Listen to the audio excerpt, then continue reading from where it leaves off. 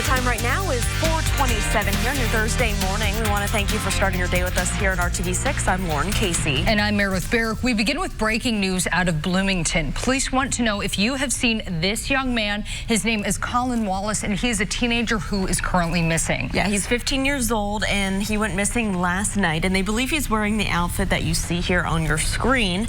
If you see this man, please call police. He was last seen walking along Olytic Drive. Again, this is down in Bloomington, Monroe County, so we'll continue to keep you updated if we learn any more about this search. We do want to take a turn right now, though. Bring in our own Alyssa Donovan. As I was driving into work, a few sprinkles out there. What can we expect in the weather department? So that was just the start. This morning we are going to continue to see the potential for those thunderstorms, and you can see that on our radar right now. Most of that activity is to the south of us, and that's going to continue until about midday, and then we'll start to see just a chance of a stray shower as we head into the afternoon, maybe a spot thunderstorm, but most of the activity is going to be this morning, and a lot of that is going to be focused on the southern portion of Indiana. You can see on our radar that we do have quite a bit of lightning, also seeing the potential for heavy downpours with this as that moves through, and the potential for some damaging winds as well. Temperatures today a little bit cooler, so all of that is from this cold front that's passing through. Temperatures will be into the upper 70s,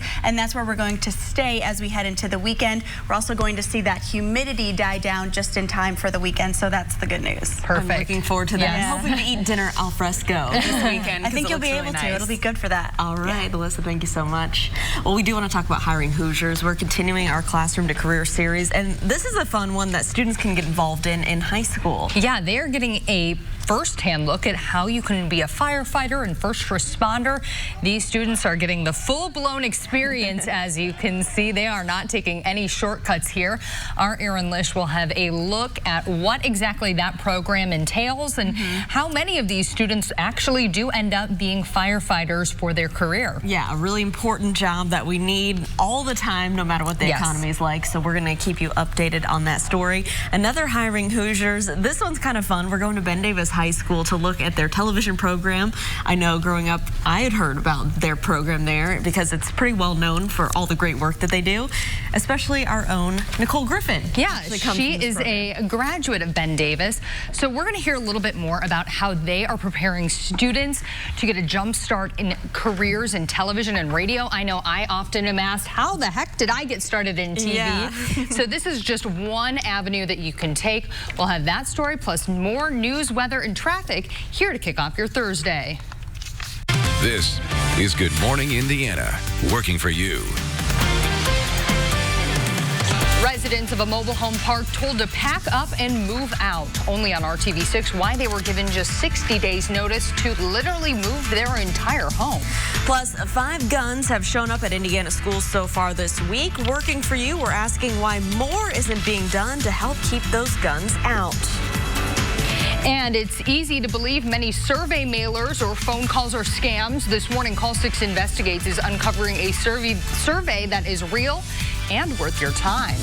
It's 4:30 here on your Thursday morning. Thanks for starting your day with us. I'm Meredith Barrick. And I'm Lauren Casey. Alyssa Donovan is with us to talk about what's going on in the weather department.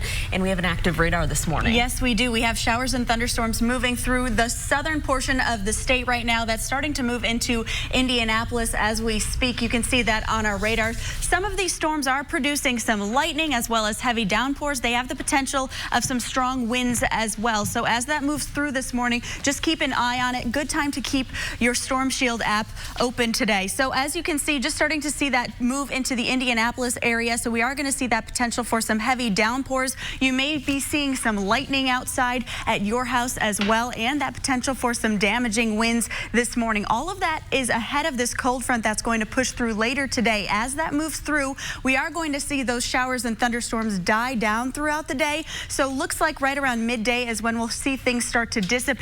But we are going to continue seeing the potential of a shower, maybe a stray storm as we head into the afternoon. But the bulk of that activity is happening this morning and right across that southern area of Indiana. Temperatures today starting in the 70s, also starting humid by the afternoon. Temperatures only climbing into the upper 70s, and that's where we're going to stay with our highs as we head into the weekend. That cold front is taking those temperatures down. It's going to be much more comfortable. I'll have more details on that coming up in the full forecast. All right, Alyssa, thank you Thank you so much. We do have wet roads for your morning drive, and here's a live look at I-70 a little west of FedEx. Maybe you're heading out to the airport to catch a flight this morning. You shouldn't have too many problems. You can see the camera there is pretty saturated with water, but through the lens you can see that traffic is still traveling up to speed, so no major issues right here at this hour. Let's take a turn right now over to the northeast side, I-465 and East 56th Street. You can see traffic there is moving along up to speed right now. No crashes around the metro area to slow you down, and also traffic on the interstates is traveling smoothly other than that one closure we have on the southeast side, but the detour route is moving along just fine. Breaking overnight, Bloomington police want to know if you have seen this young man. Colin Wallace is just 15 years old, and he has not been seen since just after 7:15 last night. Wallace was spotted walking east near Olytic Drive, headed toward the Crestmont neighborhood. Bloomington police believe he was wearing the outfit he is wearing in the picture on your screen. If you think you have seen Colin, or if you have any information, we ask that you please call police. Only on RTV6, dozens of people are facing a tough task this morning. They have less than 2 months to move out of the I-70 mobile home park on the southwest side, and they reached out to RTV6 for answers. According to a paper delivered to residents, the park's owner is shutting down operations as an alternative to fixing $100,000 in water pipe problems. Now, residents who own their homes are scrambling to figure out how to move an entire building from land owned by someone else. If you can imagine taking your home and picking it up and moving it somewhere else, it's not something you do overnight. You know, they're evicting us and saying that we have to be out in 60 days. It's not like living in an apartment and you're going to move your trailer, or you're going to pack up your stuff and get out of the apartment and get in another one. It's not that way. The brother of the woman listed as the park's owner told RTV6 the cost to repair the water pipes is just too high, and residents will have to find a new place to live. Among the major concerns from residents is what happens to their contracts, allowing them to live in the park, including some who paid in advance. Others showed us paperwork saying their homes cannot physically be moved. We asked if the park would buy the homes from residents that will be forced out. The park's owner says it is too early to know. Time right now is 4:34. Did Joseph Oberhansley break into the home of his ex-girlfriend back in 2014 before raping and murdering her? Well, that's what a jury down in Clark County is going to decide as that trial continues for the man accused of killing Tammy Jo Blanton. Coming into the courtroom, Oberhansley said it was two intruders who killed Tammy, not him. Inside the courtroom, Clark County prosecutor Jeremy Mull painted a grim picture for the jury, telling them how Blanton had come to be very afraid of the man that she'd been living with for a few months at her home down in Jeffersonville. We believe his decision-making was a result of his mental illness, and we believe that makes this process unfair. You know, when a crazy person is deciding what his defense is, that's a problem in our mind under the Constitution. The judge told the jurors they'll need to listen to the evidence over the coming days and decide if Oberhansley is guilty of burglary, rape, and murder beyond a reasonable doubt. Attorneys will begin presenting the evidence in the case later today. After 5 reports of guns found in student backpacks at Central Indiana high schools just this month, RTV6 is working for you to answer an important question. What more can be done to stop students from bringing guns on school grounds? We took the issue to state lawmakers. Safe storage for weapons, and that's an issue that even responsible gun owners want to ensure, because they know that locking their gun up is the safe way, and they also know there's been some studies to show that when kids attain those weapons, they typically do it from the home. We have to reach out to these kids and find out why. Parents have to parent. Sadly, these kids they felt the need to bring a firearm on school property for whatever reason. Find out what that is, and then work backwards from there. 2 of those gun incidents happened Tuesday at separate Indianapolis area schools. State legislators have passed a bill that increases school safety funding by $5 million each year over the next 2 years. An Indiana school district is rolling out a new program designed to curb vaping in high schools. Vigo County school leaders say 24% of high school seniors in the county admitted to using e-cigarettes. The new program, called Catch My Breath, will enroll students caught vaping on school grounds into a 4-week program.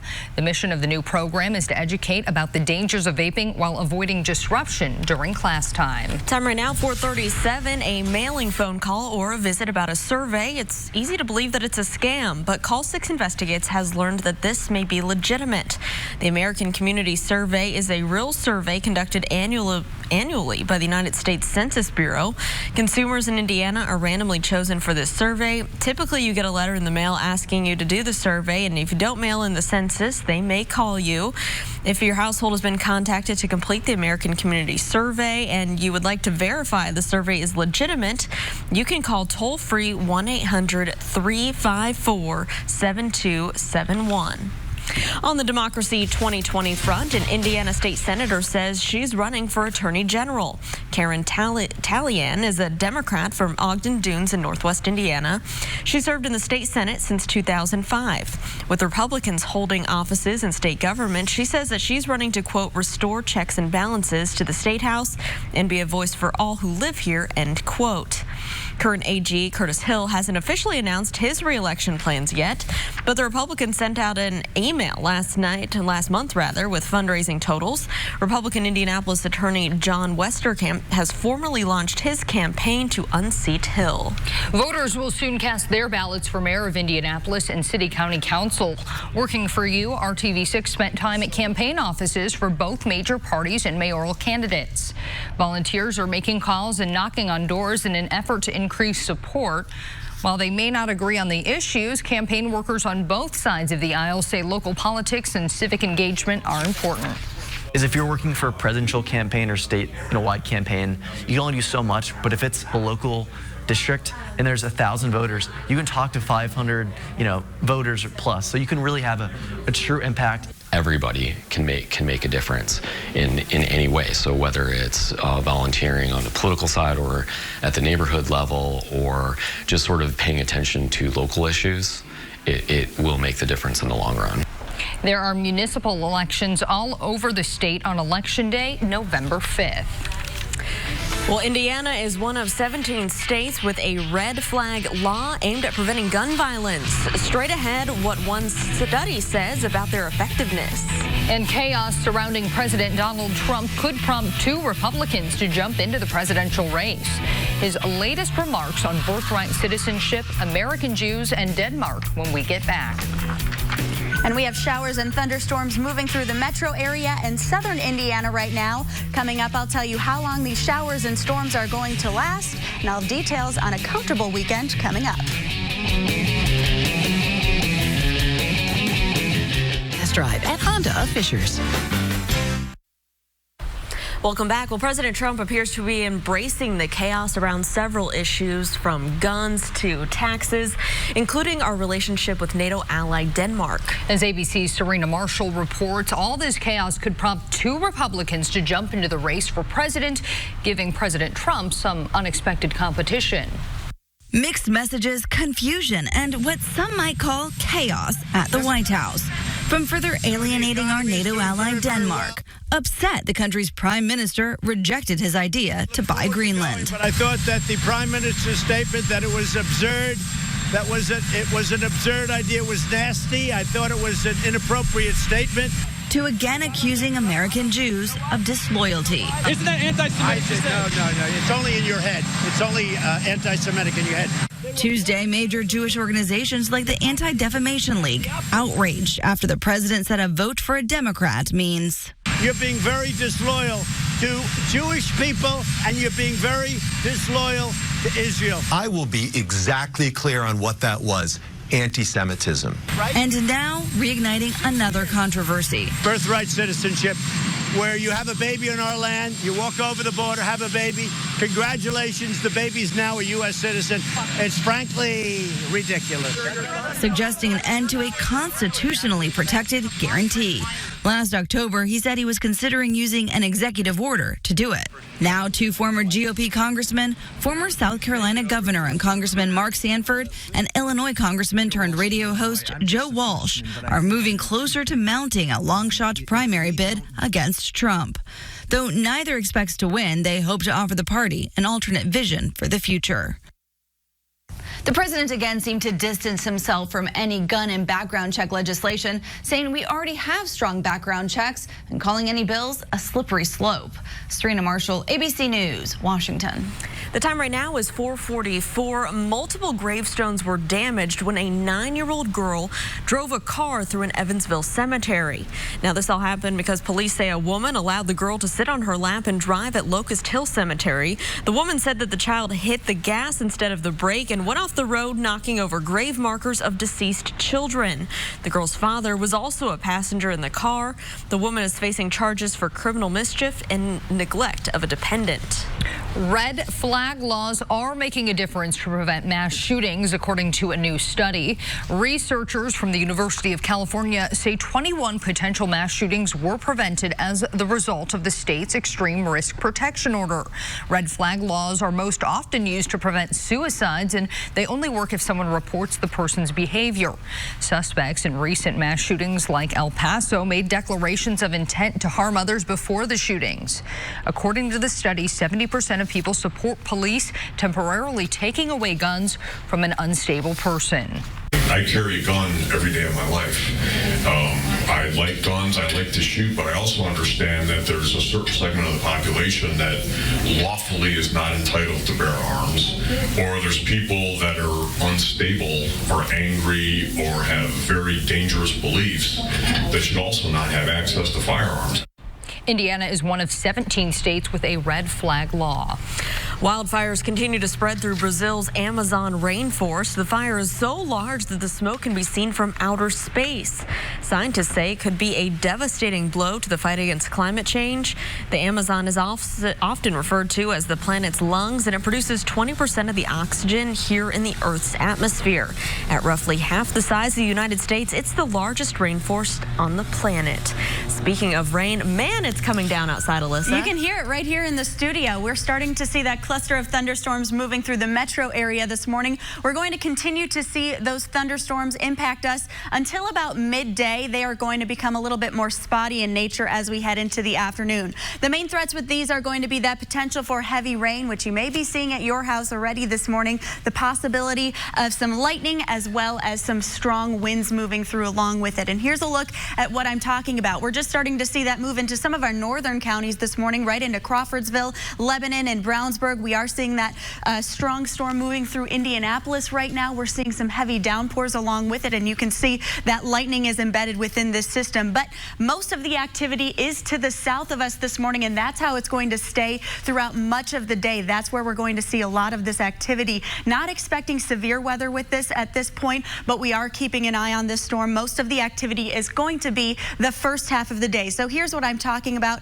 You can see on TrueCast, we start to see those showers and thunderstorms moving in, and then by midday, those do become a little bit more spotty in nature. So the bulk of the activity will be this morning. So if you are heading to the southern portion of the state, just be aware you are going to encounter some of those showers and thunderstorms. We could see maybe a storm pop up again this afternoon, but more likely we will just see some spotty showers, but we can't rule out the chance of that. As we head overnight, we'll see most of that activity calm down, and then we are going to see a dry Friday. So all of this is just ahead of a cold front that is going to push through later today. What that's going to do is cool us down. We have a lot of moisture in the air right now, so you're going to notice it's a little bit muggy, a little foggy outside as we head into our morning, and then we are going to see things calm down by tomorrow morning. It's going to be cooler and drier, so that cold air is moving in, and then we have high pressure building in behind it, which is going to clear out a lot of that cloud coverage. We could see a few spot showers